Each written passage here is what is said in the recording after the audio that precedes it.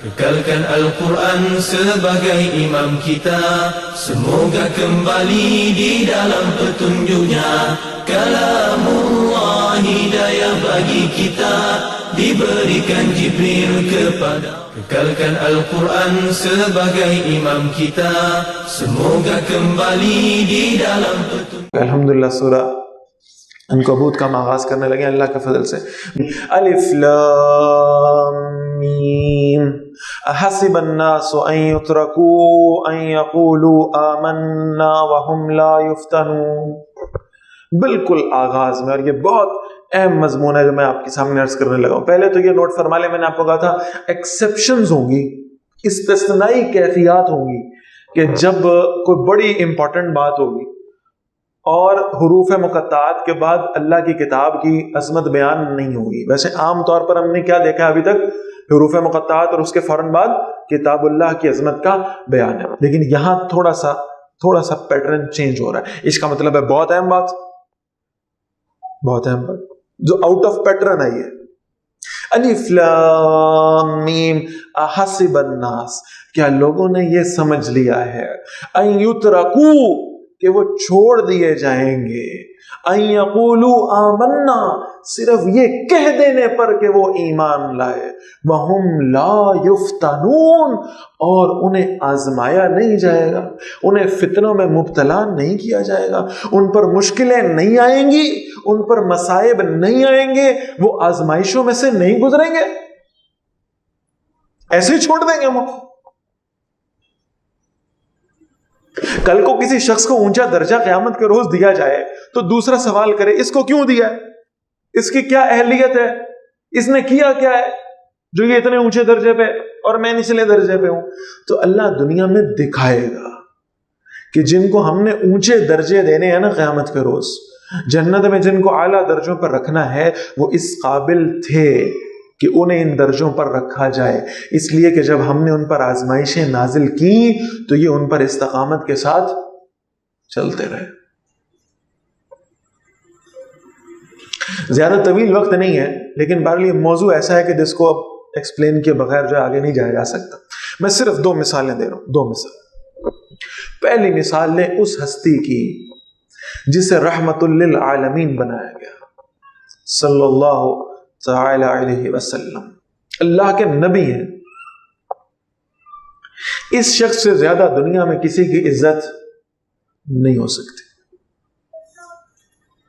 इस शख्स से ज्यादा कामिल दुनिया में और कोई शख्स नहीं हो सकता। लेकिन क्या अल्लाह के रसूल सल्लल्लाहु अलैहि वसल्लम को आजमाइशों से नहीं गुजारा गया? क्या मुश्किलों से नहीं गुजारा गया? क्या शेब अबी तालिब में अल्लाह के रसूल सल्लल्लाहु अलैहि वसल्लम ने क्या पत्ते नहीं चबाए, क्या फाके नहीं काटे, क्या भूख नहीं काटी? क्या अल्लाह के नबी सल्लल्लाहु अलैहि वसल्लम को ऐसे नहीं आजमाया गया कि अल्लाह ने अपने नबी को पहले बेटे अता फरमाए? एक ये है कि नहीं, अल्लाह ने वो मामला रखा ही नहीं। डॉक्टरों ने कहा आपके यहां औलाद नहीं हो सकती, आप सब्र कर लेंगे। एक ये है कि अल्लाह ने वो मामला रखा, फिर अल्लाह ने औलाद अता फरमाई, फिर बचपन में उस औलाद को अल्लाह ने वापस लिया, और एक भी नहीं, तीन बेटे। क्या अल्लाह के नबी सल्लल्लाहु अलैहि वसल्लम ने खुद उनके जनाजे नहीं उठाए? क्या इस अल्लाह के दीन की दावत के काम में अल्लाह के नबी सल्लल्लाहु अलैहि वसल्लम को कोई मुश्किलात नहीं आई? हम तो शायद ये समझते होंगे कि हम दीन की दावत देंगे, हम एक किसी शख्स को जाकर कहेंगे भाई देखो अल्लाह के दीन की तरफ आ जाओ, कामयाब हो जाओगे। ये तो अपॉर्चुनिटी है ना। अल्लाह के नबी सल्लल्लाहु अलैहि वसल्लम क्या कह रहे हैं, क़ूलू ला इलाहा इल्लल्लाह तुफ्लिहू, कामयाब हो जाओगे। अच्छा, आप मुझे मेरी कामयाबी की बात बताने आए? माशाअल्लाह, सुभान अल्लाह, जज़ाकल्लाह, कहाँ है वो फूलों का हार, पहनाओ भाई फटाफट, माशाअल्लाह, आप मुझे मेरी कामयाबी की तरफ ले। ये हुआ अल्लाह के नबी के साथ? ये नहीं हुआ। रास्ते में कांटे बिछाए गए हैं, तशद्दुद हुआ है, ظلم ہوا ہے، زبان سے بھی ہوا ہے، ہاتھ سے بھی ہوا ہے۔ پہلے تو یہیں تک معاملہ تھا کہ اللہ کے رسول صلی اللہ علیہ وسلم کو تکلیف دیتے تھے، آپ تو شاید مجنون ہیں، آپ تو شاید کاہن ہیں، آپ تو شاید جادوگر ہیں، آپ تو شاید شاعر ہیں، معاذ اللہ ثم معاذ اللہ، یہ باتیں کر کے اللہ کے نبی صلی اللہ علیہ وسلم کو تکلیف دیا کرتے تھے۔ پھر ان باتوں سے بات آگے بڑھی، پھر راستوں میں کانٹے بچھنے لگے، پھر کوڑا پھینکا جانے لگا، پھر اللہ کے نبی صلی اللہ علیہ وسلم پر وہ کیفیت آئی۔ آپ ذرا کبھی اس کو اپنے تخیل میں لائیں، بیت اللہ ہے، بیت اللہ، اور یہ بیت اللہ ہماری ایسا نہیں تھا کہ جیسے ہماری کو مسجد ہے ویسے مسجد ہے، بیت اللہ مرکز تھا، مرکز عرب کا، مکہ کا بھی مرکز اور پورے عرب کا مرکز۔ وہ مکہ کے لوگ بھی سارے وہاں پر ہی گھوم پھر رہے ہیں اور آ رہے ہیں اور جا رہے ہیں اور سب کچھ کر رہے ہیں، اور جو باہر سے آنے والے لوگ ہیں وہ بھی وہاں موجود۔ اس بیت اللہ میں اللہ کے نبی صلی اللہ علیہ وسلم سجدے میں ہیں، اللہ کو سجدہ کر رہے ہیں خالص، اور وہ ٹولہ بیٹھا ہوا ایک سائیڈ پہ، اور انہیں اللہ کے نبی صلی اللہ علیہ وسلم کو سجدہ کرتے ہوئے دیکھا۔ پتہ نہیں کیا تکلیف ہوئی کہ یہ خالص وحدہ لا شریک اللہ کو سجدہ کر رہے ہیں۔ ابو جہل نے کہا میں نے سنا ہے فلاں قبیلے نے ایک اونٹنی ذبح کی ہے کوئی تم میں سے شیر کا بچہ تو ذرا جاؤ تو، اور وہ جو اونٹنی انہوں نے ذبح کی انہوں نے اس کی اوجڑی پھینکنی ہوگی، اس میں گندگی بھری ہوگی، تم میں سے ہے کوئی ذرا، وہ تھوڑی بھاری ہوگی، تم میں سے کوئی شیر کا بچہ ہے ذرا وہاں سے جا کے اٹھا کے لائے، اگر تم میں سے کوئی لے آئے گا نا اگلا کام میرے پہ چھوڑو، میں اس اونٹ کی اوجڑی کو رسول اللہ صلی اللہ علیہ وسلم کے اوپر ڈالوں گا۔ وہ بدبخت گیا جا کے اوجڑی اٹھا کے لے آیا، اللہ کا نبی صلی اللہ علیہ وسلم پھر سجدے میں۔ ابو جہل آیا، اس نے وہ اونٹنی کی اوجڑی لا کر گندگی سے بھری ہوئی، آپ اپنے گھروں میں قربانیاں کرتے ہیں اس کو ہاتھ لگانا گوارا نہیں کرتے، اس اوجڑی کو لا کر اس نے اللہ کا نبی صلی اللہ علیہ وسلم کے کندھوں کے اوپر، شانوں کے اوپر رکھا۔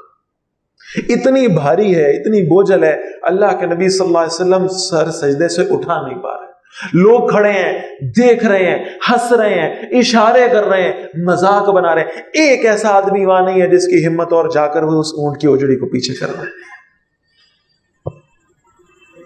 یہ تو اللہ کے نبی صلی اللہ علیہ وسلم سے جنت میں ملیں گے تو پوچھیں گے کہ اللہ کے نبی صلی اللہ علیہ وسلم جب وہ اونٹ کی اوجڑی آپ کے کندھوں پہ تھی اور آپ سجدہ کر رہے تھے، آپ نے اللہ سے کیا کہا تھا؟ سیرت کی کتابوں میں تو نہیں ملا، اللہ کے نبی جانتے، جنت میں پوچھیں گے انشاءاللہ کیا مناجات ہوئی، کیا کچھ، کوئی نہیں اٹھا، لوگ ہنس رہے ہیں، مذاق کر رہے، او یہ دیکھو یہ دیکھو یہ دیکھو، اور گھر سے وہ چھوٹی سی فاطمہ رضی اللہ تعالیٰ عنہ بھاگتی نہیں آئی، انہوں نے اپنے ننھے ہاتھوں سے اپنے ابا کے گردن سے، شانوں سے اس اونٹ کی اوجڑی کو پیچھے ہٹا کر پھینکا اس گندگی۔ کیا یہ اللہ کے نبی کے ساتھ نہیں ہوا صلی اللہ علیہ وسلم؟ ایک واقعہ صرف لے لیں طائف کا، ایک۔ اما عائشہ نے پوچھا ہے اللہ کے نبی صلی اللہ علیہ وسلم احد کے دن آپ کا خون بہا، احد کے دن آپ کے دندان مبارک شہید ہوئے، احد کے دن خود کی کڑیاں گھس گئیں آپ کے رخسار مبارک میں، اللہ کے نبی صلی اللہ علیہ وسلم احد سے زیادہ بھی کوئی سخت دن آپ پر آیا ہے؟ اللہ کے نبی صلی اللہ علیہ وسلم نے فرمایا ہاں عائشہ، طائف کا دن مجھ پر بہت سخت تھا، طائف سے زیادہ سخت دن مجھ پر کوئی نہیں آیا۔ تین سردار، ایک کہہ رہا ہے اللہ کو کوئی عزت دار آدمی نہیں ملا جو اس نے ایک یتیم کو نبی بنا دیا، معاذ اللہ۔ دوسرا کہہ رہا نہیں میں آپ کی بات ہی نہیں سنوں گا، آپ نبی ہوئے میں نے نہ مانا میں پھنس جاؤں گا، آپ نبی نہ ہوئے میں نے مان لیا پھر بھی پھنس جاؤں گا، لہٰذا میں آپ کی بات ہی نہیں سنوں گا، جائیں یہاں سے۔ اور پھر پیچھے لگایا بچوں کو، پتھر مارو۔ کبھی امیجن کرو اللہ کے نبی صلی اللہ علیہ وسلم رحمت للعالمین خاتم النبیین گلی میں آگے آگے اور پیچھے لوگ بچے پتھر مارتے ہوئے، خون بہ رہا ہے اور خون جوتوں میں بھر گیا، چپچپاہٹ ہوئی، اللہ کے نبی صلی اللہ علیہ وسلم بالکل یعنی ذوف کے ساتھ آپ صلی اللہ علیہ وسلم نیچے بیٹھے، دو مشٹنڈے آئے، انہوں نے دونوں طرفوں سے اٹھایا، کھڑا کیا، آپ کو یہاں بیٹھنے کی بھی اجازت نہیں، چلے بھاگے، ہم نے پتھر مارنے۔ کیا کیفیت، بھوک کاٹی ہے اللہ کے نبی صلی اللہ علیہ وسلم نے، اس لیے کہ کل کو کوئی بھوکا نہ کہے میں دین پہ نہیں چل سکتا، مار کھائی اللہ کے نبی نے تاکہ کوئی مار کھا کر یہ نہ کہے کہ مار پڑتی ہے میں دین پہ نہیں چل سکتا۔ چٹائی پہ سوئیں اللہ کے نبی صلی اللہ علیہ وسلم، اس لیے کہ چٹائیوں پہ سونے والے دین نہ چھوڑ جائیں، بھوکے رہنے والے دین نہ چھوڑ جائیں، انہیں پتا ہو ہمارے نبی کے ساتھ یہ کچھ ہوا ہے۔ پتے کھانے والے دین نہ چھوڑ جائیں، ایک لباس، ایک۔ حضرت بلال نے آگے دروازہ کر، اللہ کے نبی جماعت کھڑی ہے، مدینے کی ریاست کا حکمراں، اللہ کے نبی جماعت کھڑی ہے، آپ کا انتظار ہو رہا ہے، نماز کا وقت جا رہا ہے، لوگ کھڑے ہیں، آپ تشریف لائیں اس سے پہلے کہ نماز کا وقت چلا جائے۔ میں آپ کو یاد دہانی کرانے آیا ہوں، صحابہ انتظار کر رہے ہیں، حجرے کے اندر سے آواز، دروازہ نہیں کھلا، اندر سے آواز آئی، بلال میرے پاس ایک کرتا تھا، میں نے اسے دھو دیا، ابھی وہ خشک نہیں ہوا، میرے پاس کچھ اور ہے ہی نہیں کہ میں پہن کر آ کے نماز پڑھا دوں۔ اپنی الماریوں کو سارے یعنی برانڈز کے کپڑوں سے بھرنے والے اب یہ حجت نہیں رکھ سکتے کہ دین پہ نہیں چل پائے۔ کیا کیفیت! ایک حدیث ہمیشہ یاد کر لیں، اسے اپنے پلے سے باندھ لیں، اس کا ورد کرنا شروع کر دیں۔ خدائی قسم میں فتویٰ نہیں دے رہا، لیکن میں صرف سمجھا رہا ہوں۔ ایک حدیث یاد کر لیں اور کوشش کریں دن میں ایک دفعہ اس حدیث کو روزانہ اپنے ذہن میں تازہ کیا کریں۔ ایک حدیث، اللہ کے نبی صلی اللہ علیہ وسلم فرماتے ہیں جب تم پر کوئی مشکل آئے اپنے نبی کی مشکلیں یاد کر لیا کرو۔ تمہیں اپنی مشکلیں بہت چھوٹی لگنے لگی، تمہیں لگے گا ہم پر کبھی کچھ ہوا ہی نہیں، ہم تو کبھی کسی گھاٹی سے گزرے ہی نہیں، جو ہمارے نبی کے ساتھ ہوا ہے ہم پر تو کبھی ویسا اس کا کوئی 1% بھی نہیں ہوا۔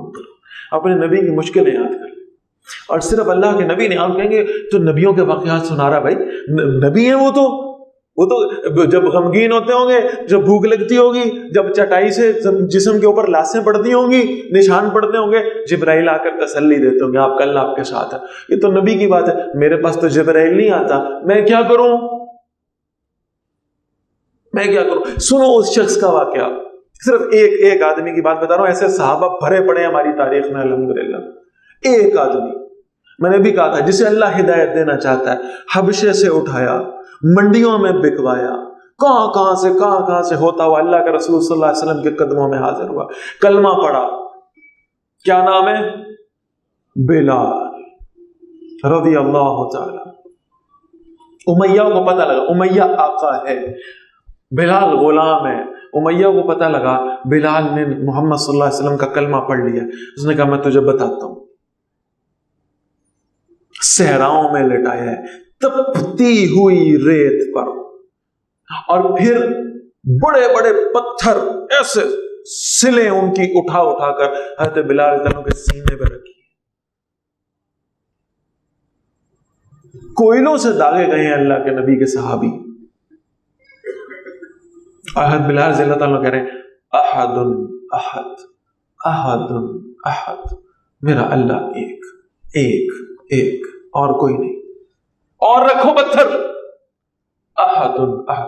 یہاں تک میں نے یہ روایت پڑھی ہے اور میں لرز گیا ہوں کہ اللہ کے نبی صلی اللہ علیہ وسلم نے کسی صحابی کو کہا جا کے بلال کو کہو آہستہ کہہ دیا کرے، احد احد آہستہ کہہ دیا کرے۔ اللہ تو سن لے گا نا آہستہ آواز میں، امیہ کو نہیں سنے گی، پتھر ڈبل نہیں ہوں گے، آہستہ کہہ دیا کرے۔ اس نے کہا بلال اللہ کے نبی کہہ رہے ہیں اگر چاہو تو آہستہ کہہ دے دو۔ بلال کہتا ہے آہستہ کہنے کا لطف نہیں آتا، آہستہ کہنے کا مزہ نہیں آتا، مجھے اپنے سینے کے پتھروں کی پرواہ نہیں، مجھے تب مزہ آتا ہے جب میں کہتا ہوں احد احد، اور ان مشرکوں کے چہروں پہ غصے سے غضب سے وٹ پڑتے ہیں، مجھے اس کا مزہ آتا ہے۔ پورا دن مار کر کوڑوں سے تھک گیا امیہ کا ہاتھ، اور رات ہوئی چل اٹھ، اب تو نہیں نا نام لے گا اپنے اللہ کا، اب تو نہیں لے گا۔ اور بلال کہتا ہے امیہ کاش تو سمجھ جائے ان پتھروں کی سلوں کے نیچے دب کر اللہ کی توحید کو پکارنے کا لطف کاش تجھے سمجھ آ جائے. تجھے پتہ ہی نہیں. جو اقبال نے کہا تھا نا, کسی کے عشق میں تو نے مزے ستم کے لیے, جفا جو عشق میں ہوتی ہے وہ جفا ہی نہیں, اور ستم نہ ہو تو محبت میں کچھ مزہ ہی نہیں. مزے لے رہا ہے بلال, مزے لے رہا, مار لو.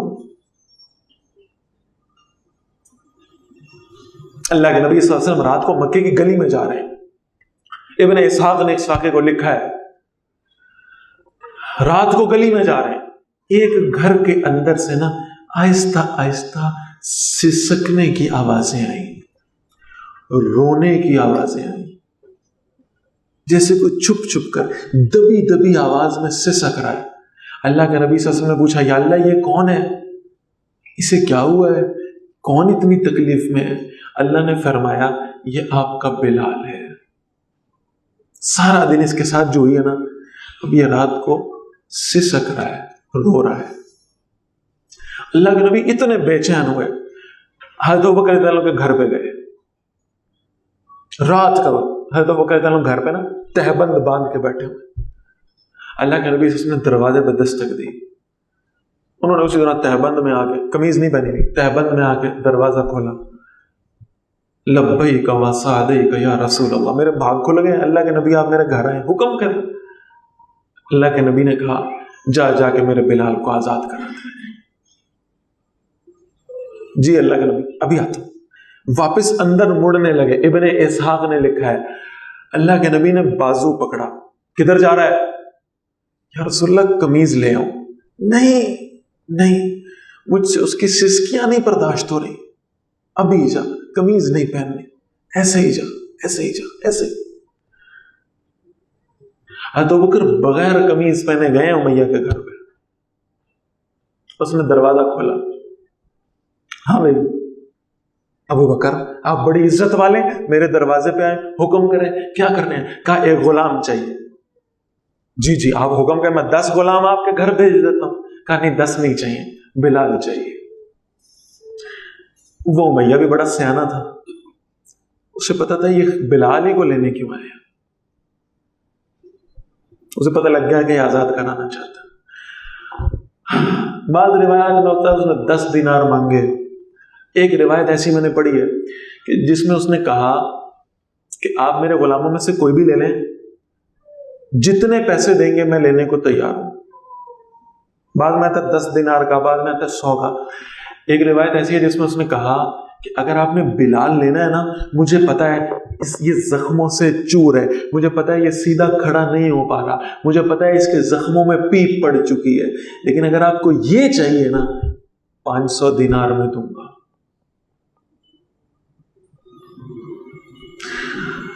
دکاندار کو پتا ہے کہ گاہک میرے پاس آیا ہے, میں نے ریٹ تھوڑا سا بڑھا کے مانگنا تاکہ ذرا سی نیگوسیشن کے بعد کیا ہو, کم ہو کر جتنا میں بیچنا چاہتا ہوں میں اتنے میں بیچ دوں. گاہک کو بھی پتا ہے کہ اس نے ریٹ مجھے تھوڑا سا اونچا کر کے بتایا تاکہ میں ذرا لیس کراؤں, ڈسکاؤنٹ کراؤں, اپنے رشتے ناتے اس سے بتاؤں اور یہ کم کر دے.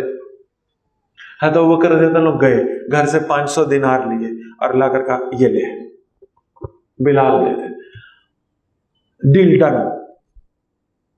امیہ ہنسا, کہتا اگر تو اس کے بدلے میں جس سے کھڑا نہیں ہوا جا رہا, جو کسی کام کا نہیں ہے, جس کے زخموں میں پیپ پڑ گئی ہے, اس کے بدلے میں 1 دینار بھی دیتا, میں رکھ لیتا.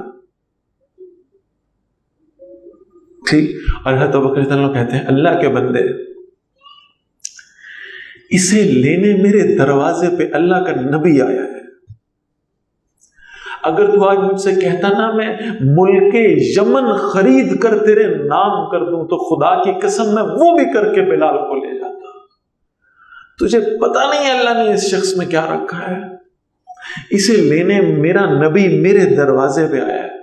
تجھے پتہ ہی نہیں کیا شے ہے, تجھے پتہ ہی نہیں یہ کون ہے, تجھے اس کی اہمیت کا اندازہ ہی نہیں ہے. آزاد کرایا, چھوڑ دیا. اس شخص کو جس کو مکے والے سمجھتے تھے ہمارے جوتوں میں بیٹھنے کی بھی قابل نہیں ہے، اللہ کے نبی صلی اللہ علیہ وسلم نے مسجد نبوی میں پہلی اذان کا وقت ہے، اللہ کے نبی نے کہا بلال بلال اذان دو۔ مؤذن رسول ہے، صرف مسجد نبوی نہیں، مکہ فتح ہوا، 10,000 کا لشکر کھڑا ہے سامنے، اور کتنے جلیل القدر صحابہ اس کے اندر موجود ہیں۔ پہلی اذان کا وقت آیا، اللہ کے نبی صلی اللہ علیہ وسلم نے فرمایا بلال اذان دو۔ بیت اللہ میں اذان دی، مسجد نبوی میں اذان دی، اور پھر اللہ کے نبی صلی اللہ علیہ وسلم کے فوت ہونے کے بعد پھر جب حضرت عمر رضی اللہ عنہ کا دور آیا اور بیت المقدس فتح ہوا تو حضرت عمر رضی اللہ عنہ کے سامنے اتنا بڑا لشکر کھڑا ہوا ہے اور مسجد اقصی فتح ہوئی ہے، تو لوگوں نے کہا اذان کون دے گا؟ حضرت عمر نے کہا میری کیا مجال ہے کہ جسے ہر موقع پر اللہ کے نبی نے کہا اذان دو میں اسے نہ کہوں۔ آج بھی وہی اذان، 3 بڑی مقدس مسجدیں اللہ کی، اور تینوں میں سیدنا بلال رضی اللہ عنہ نے اذان دی۔ اللہ کے رسول صلی اللہ علیہ وسلم وفات پا گئے، حضرت بلال رضی اللہ عنہ وہاں سے ہجرت کر کے شام چلے گئے، اور ہجرت کا واقعہ بڑا عجیب، اللہ کے نبی صلی اللہ علیہ وسلم جس دن فوت ہوئے ظہر کی نماز کا وقت آیا، حضرت بلال رضی اللہ عنہ چھت پہ چڑھے، انصاری عورت تھی جس کی چھت پہ چڑھ کے اذان دیتے تھے، چھت پہ چڑھے اذان دینا شروع کی، اللہ اکبر بھی کہہ دیا، اشہد ان لا الہ الا اللہ بھی کہہ دیا، جب کہا نا اشہد ان محمد، بس ہو گئی، گرے ہیں، بے ہوش ہو گئے، اذان نہیں دے سکے، ہوش میں آئے، لوگوں نے پوچھا کیا ہوا؟ کہا جب میں اشہد ان محمد کہتا تھا تو مڑ کے حضور کے چہرے کی طرف دیکھتا تھا، آج وہ چہرہ موجود نہیں، مجھ سے آگے بولا نہیں کہ اللہ کی قسم میں آئندہ کبھی اذان نہیں دوں، قسم کھا لی۔ حضرت ابوبکر کے پاس آئے، مجھے جانے دیں، میں جہاد پہ جانا چاہ رہا ہوں، شام چلے گئے جہاد پہ، شام میں موجود تھے، اللہ کے نبی صلی اللہ علیہ وسلم خواب میں آئے اور حضرت بلال کو کہا بلال تو نے میرے شہر آنا چھوڑ دیا؟ حضرت بلال نے سارے کام چھوڑے، واپس مڑے، مدینہ پہنچے، حضرت عمر کا دور ہے رضی اللہ تعالیٰ، واپس پہنچے، لوگ فرمائش کرنا چاہ رہے تھے کہ حضرت بلال کی اذان سنیں گے، تو انہوں نے حضرت حسن اور حضرت حسین رضی اللہ تعالیٰ عنہ کو کہا کہ آپ حضرت بلال سے کہیں اذان دیں۔ یہ دونوں آئے تو حضرت بلال نے کہا تم دونوں میرے بچے ہو، تم اللہ کے نبی صلی اللہ علیہ وسلم کے نواسے ہو، میں قسم کا کفارہ دوں گا، تمہاری بات نہیں ٹالوں گا، اذان دے دیتا ہوں۔ اذان دی، آپ یقین مانیں بلال نے اللہ اکبر کہا، مدینہ کی گلیوں میں لوگ چیختے ہوئے گھروں سے باہر آ گئے۔ یہ وہ اذان تھی کہ جب اس اذان پہ گھروں سے نکلتے تھے تو امامت کا مصلی اللہ کے رسول صلی اللہ علیہ وسلم کے پاس تھا۔ حضرت عمر نے بلایا رضی اللہ تعالیٰ، بٹھایا، کہ بلال، اللہ کے نبی صلی اللہ علیہ وسلم جب معراج سے واپس آئے تھے نا تو آپ نے فرمایا تھا جب مجھے جنت میں گیا ہوں تو میں نے جنت میں ایک عجیب بات دیکھی، میں چلتا تھا اور مجھے لگتا تھا میرے آگے آگے 2 قدم اور چل رہے ہیں، مجھے قدموں کی چاپ سنائی دیتی تھی۔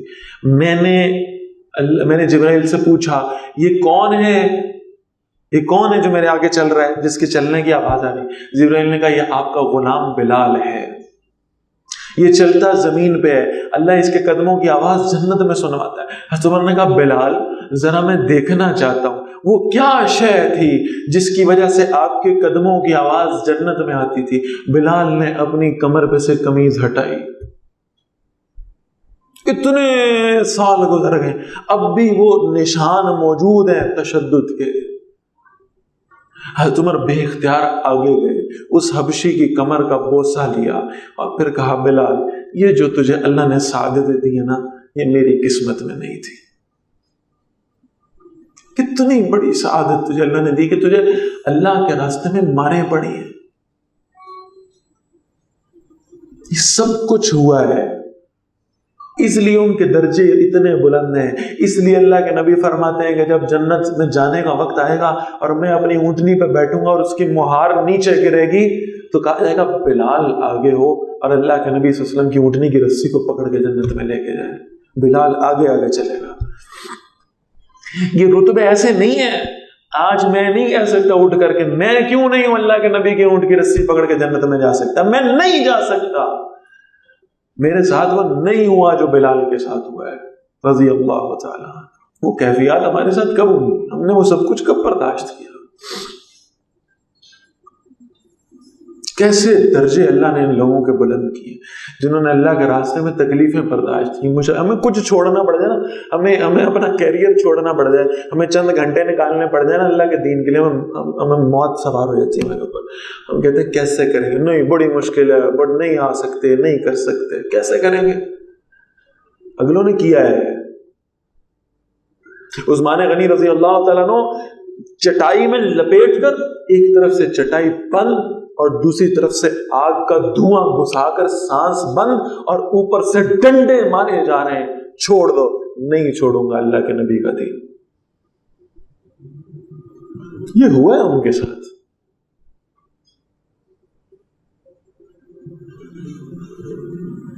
حضرت یاسر رضی اللہ تعالیٰ عنہ، عمار بن یاسر، ان کو آگ کے انگاروں پہ لٹایا گیا، چربی پگھل رہی ہے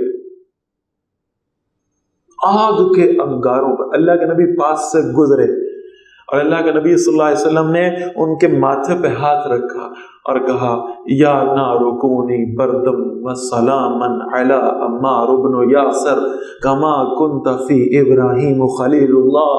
اے آگ، میں تجھ سے وہ کہتا ہوں جو تجھ سے اللہ نے کہا تھا ایک دفعہ، آگ ٹھنڈی ہو جا، سلامتی بن جا عمار بن یاسر پر، جیسے تو اللہ کے خلیل ابراہیم پہ سلامتی بنی تھی۔ یہ کیفیات گزری ہیں ہم صحابہ کے ساتھ، ان آزمائشوں کی بھٹیوں میں سے گزارے گئے، پھر اس رتبے پہ پہنچے۔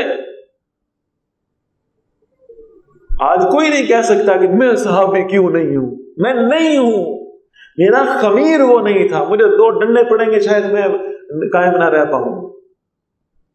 وہ رہے ہیں قائم، انہوں نے استقامت اختیار کی، انہوں نے اللہ کے راستے میں قربانیاں دی، انہوں نے زندگیاں لگائی ہیں، زندگیاں، انہوں نے مال چھوڑے، انہوں نے تجارتیں چھوڑی، انہوں نے رشتے چھوڑے، گھر چھوڑے، اولادیں چھوڑی، سب چھوڑا ہے انہوں نے اللہ کے لیے۔ یہ وجہ ہے کہ 1440 سال گزرنے کے بعد بھی ان میں سے کسی ایک کا نام آئے، ایک کا، تو ہم نام لیتے ساتھ کہتے ہیں رضی اللہ تعالی عنہ۔ میرے نام کے ساتھ نہیں کہا جا سکتا، یہ آپ کے نام کے ساتھ نہیں کہا جا سکتا۔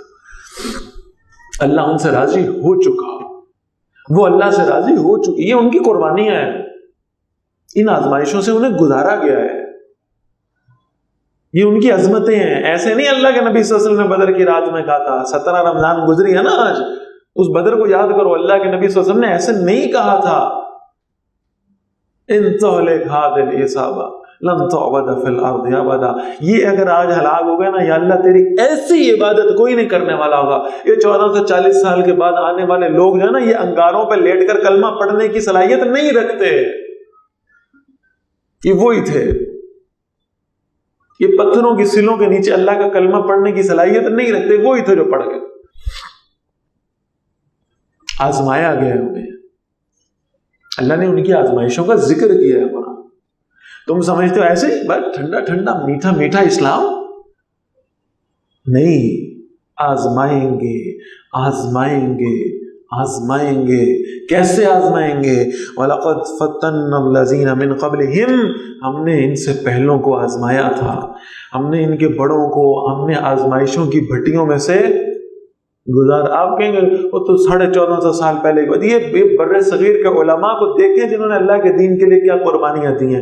وہ توپ کے دہانوں کے اوپر انگریزوں نے باندھا ہے علماء، توپ کے دہانوں کے اوپر باندھا اور پیچھے سے گولا چلا دیا۔ وہ پتہ نہیں تھا اس آدمی کو، اس مولوی کو پتہ نہیں تھا کہ میرے ساتھ ہونے لگی۔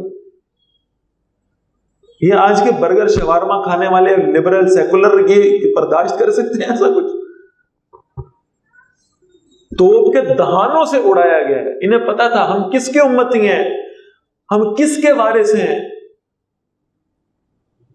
ہم ان صحابہ کے وارث ہیں جن کو مکے کی گلیوں میں، جس سمیہ رضی اللہ تعالی عنہا کو مکے کے چوک میں برچھی مار کر ابو جہل نے شہید کیا، ہم اس کے وارث ہیں، ہم جانے دینے والے ہیں۔